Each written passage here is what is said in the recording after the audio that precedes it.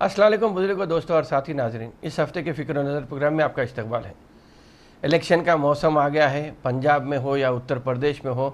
बहरहाल हिंदुस्तान में इलेक्शन का मौसम जैसा गर्मा जाता है तो सदर साहब जो बैठे हैं दिल्ली में, कुछ ना कुछ अपना एक नया प्लान इस्तेमाल करते हैं। शायद यही प्लान का एक हिस्सा था कि इसी हफ्ते जब मोदी साहब ने पंजाब जाने का प्रोग्राम बनाया और उनकी कारवान को 15 मिनट के लिए किसानों की रैली के दरमियान में जब रोक लिया गया, तो उन्होंने भटिंडा वापस जब पहुँचे, फ़िरोज़पुर की रैली कैंसिल हो गई और भटिंडा जब वापस पहुँचे तो उन्होंने कहा, वहाँ के जो पुलिस ऑफिसर्स थे या जो ऑफिसर्स थे उनसे कहा कि चीफ मिनिस्टर पंजाब चरणजीत सिंह चन्नी से मेरी तरफ से शुक्रिया अदा करना कि वो फ़िरोज़पुर से भटिंडा ज़िंदा पहुँच गए। अब ज़िंदा पहुंचने की बात यह है कि आपको जब 15 मिनट रोकने पर अपनी जान के लाले पड़ गए थे, तो धर्म संसद में जो मुसलमानों को खुलेआम नस्लकशी की बात हो रही थी या क़त्लेआम करने की बात हो रही थी, तो उस पर हुकूमत क्यों खामोश बैठी।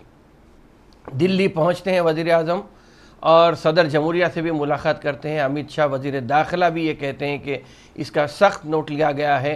हिंदुस्तान की जो सिक्योरिटी थी या वज़ीर आज़म की जो सिक्योरिटी थी उसके लिए काफ़ी पूरी दुनिया में शर्मसार होना पड़ा जब धर्म संसद में मुसलमानों की नस्ल कशी, बल्कि मैं ये कहूँगा कि अंग्रेज़ी में जो जेनोसाइड का टर्म इस्तेमाल होता है, तो जेनोसाइड की बात हो रही थी, तो उस वक्त हिंदुस्तान की फ़िक्र नहीं हुई आपको। खैर, किसानों ने फ्लाईओवर पर वज़ीर आज़म मोदी के काफ़िले को रोक लिया था। वज़ीर आज़म ने इल्ज़ाम लगाया कि कांग्रेस उनकी जान लेना चाहती थी।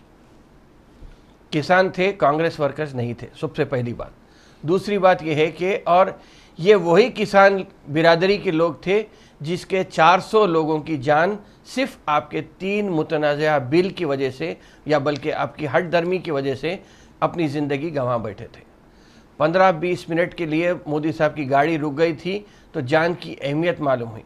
वैसे उन्होंने कांग्रेस पे ये इल्ज़ाम लगाया कि कांग्रेस उनकी जान लेना चाहती थी।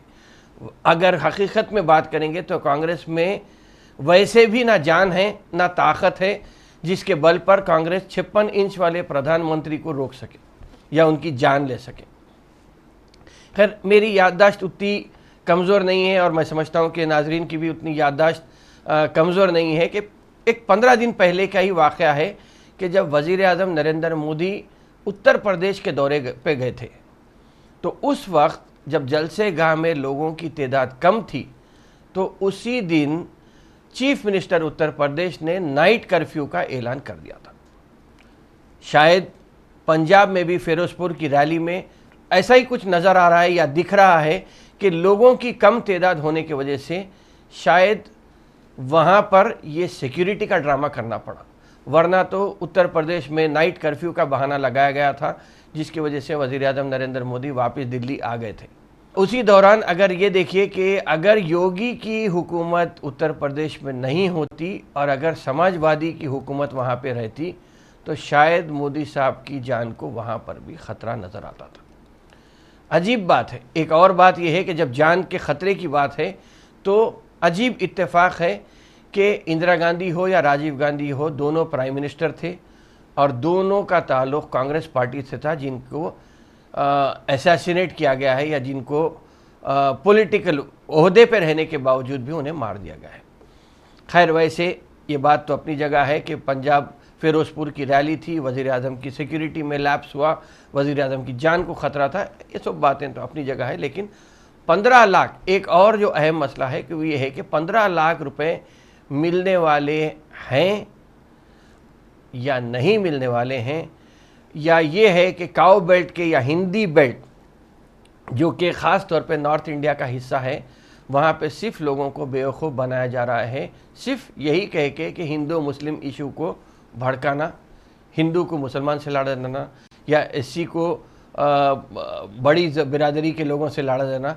इसलिए कि अब बाबरी मस्जिद के ताल्लुक़ से बातचीत कम होने लगी है, राम मंदिर के ताल्लुक़ से ज़रूर बात हो रही है, चाहे वो धर्म संसद हो या कहीं पर भी हो। राम मंदिर का कल्याण होने जा रहा है। मैं ये बात कहूँगा कि आप हिंदू मुसलमान को तो लड़ा दे रहे हैं, लेकिन क्या राम मंदिर में दलित को अंदर जाने की इजाज़त रहेगी या नहीं रहेगी। ये बहुत बड़ा मसला है। वैसे तो बताया जा रहा है कि मुसलमान ही सबसे बड़ा विलन है आज के पॉलिटिकल ड्रामा में या पॉलिटिकल सर्कस जो चल रही है हिंदुस्तान में, लेकिन हिंदू मुस्लिम के नाम पे जो हिंदुस्तान को तकसीम करने वाली पार्टी जो है वो दलितों को ऐसा बता रही है कि मुसलमान ही उनका सबसे बड़ा दुश्मन है।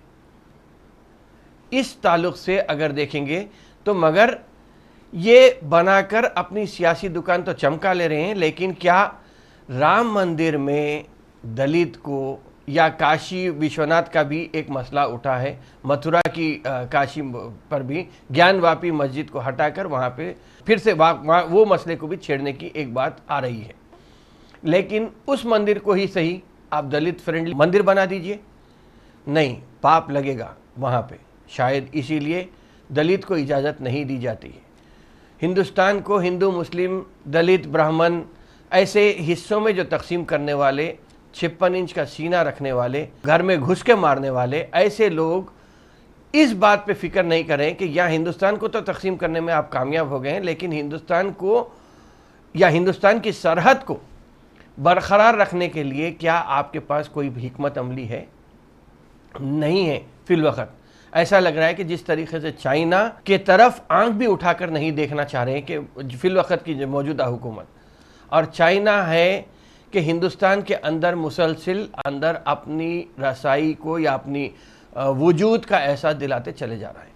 1 जनवरी को पूरी दुनिया में नया साल मनाया गया, लेकिन चाइना ने बीजिंग न्यू लैंड ऑर्डर, एक नया कानून या नई इस्तिलाह को वहाँ पे प्रेशर के तौर पे शुरू किया है। इससे क्या होगा? इससे ये होगा कि PLA को, जो PLA आर्मी है चाइना की, वो ये कहती है कि उनको खुली छूट मिल गई है। एनक्रोचमेंट, इन्वोजन मतलब आप अपनी मुल्क की सरहद बढ़ाते चले जाइए। एनक्रोचमेंट, उसमें नाजायज़ तौर पे आप घुसते चले जाइए। इन्फिल्ट्रेशन और प्रोवोकेशन, इसके अलावा चाइना की ये नए क़ानून में ये बताया गया है कि जहाँ पर भी चाइना की ज़बान बोली जाती है और चाइना की जो भी टेरिटरी है उसकी हिफाजत करते चले जाना। और इसी के तौर पे चाइना 628 गाँवों को हिंदुस्तान की सरहद पर तरक्की देने का तहिया कर लिया है। उसमें कुछ हिस्सा हिंदुस्तान के अरुणाचल प्रदेश का भी है। अब ये चाइना को क्यों इस बात से तकलीफ़ हुई या चाइना क्यों हिंदुस्तान के तरफ आ रहा है? हिंदुस्तान के पास तो कोई हिकमत अमली नहीं है, ना हिंदुस्तान अब फिल वक्त चाइना को रोक सकता, लेकिन हिंदुस्तान सिर्फ चाइना को जो गुस्से में लाया है वो दलाई लामा के पास, या दलाई लामा को अहमियत हिंदुस्तान जो दिया है उससे चाइना को काफ़ी ज़्यादा तकलीफ़ हुई है।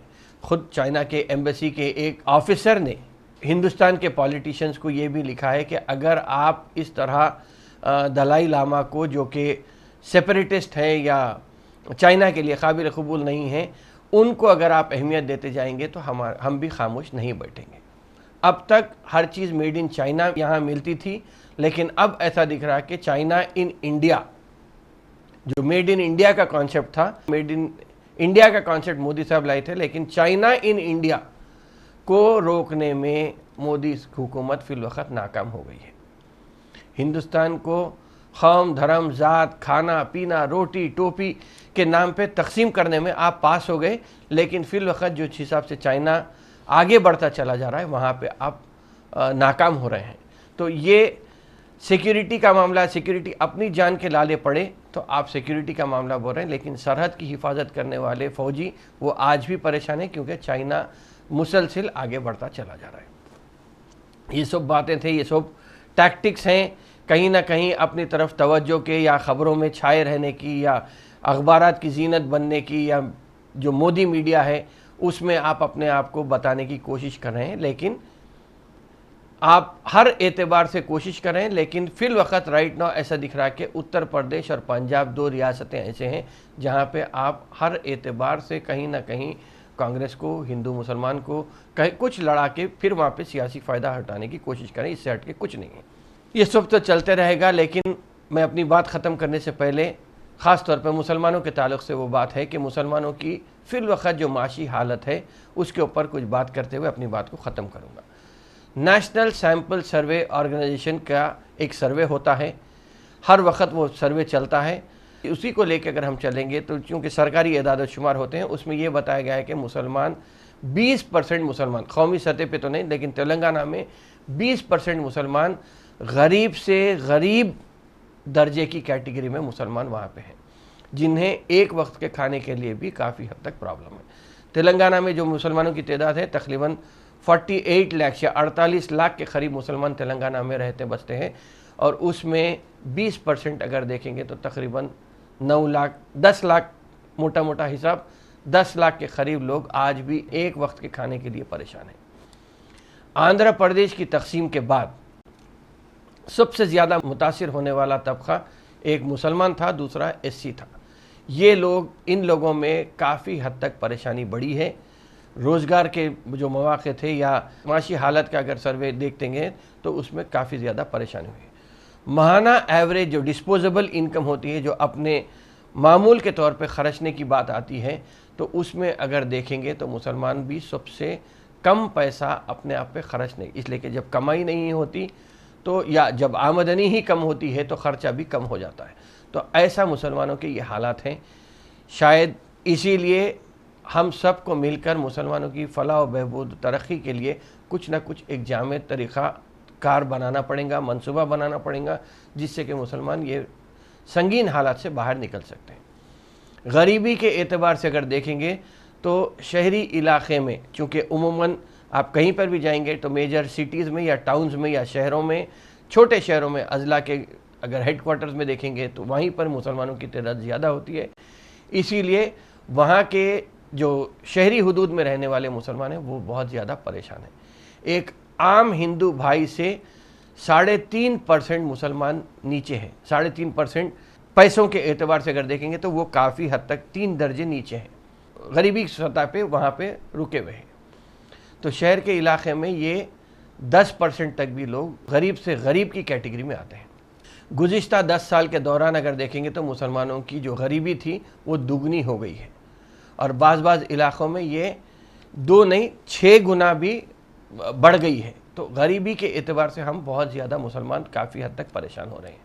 तो मुसलमानों की जो फ़िलवक़्त जो परेशानी है उसको कैसा हल करना है, ये मसला हुकूमत अगरचे के बजट मंजूर करती है, लेकिन बजट कितना खर्च हो रहा है मुसलमानों की फ़लाह व बहबूद के ऊपर, इसको लेकर बहुत ज़्यादा तौर पे सभी लोग नाकाम हुए हैं। असेंबली में बात उठाने के लिए सियासी लोग नाकाम हुए हैं, तो अखबारात में मुसलसिल उठाने के बावजूद भी ये बात को या मुसलमानों की गरीबी को कम करने में कोई हुकूमत का जो रोल होना चाहिए वो नहीं हुआ है। इसीलिए वहाँ पे कुछ ना कुछ सीरियस तरीक़े से आगे बढ़ते हुए मुसलमानों की फ़लाह बहबूद के लिए हमें ही अपने काम को आगे लेके आगे चलना है, क्योंकि सबसे बड़ी ज़िम्मेदारी यकीनन हुकूमत के ऊपर इन्हिसार करना बेहतर बात है, इसलिए कि हम हुकूमत को टैक्स देते हैं, तो टैक्स के एवज़ में हुकूमत हमारी फ़लाह बहबूद पे बजट खर्च करती है।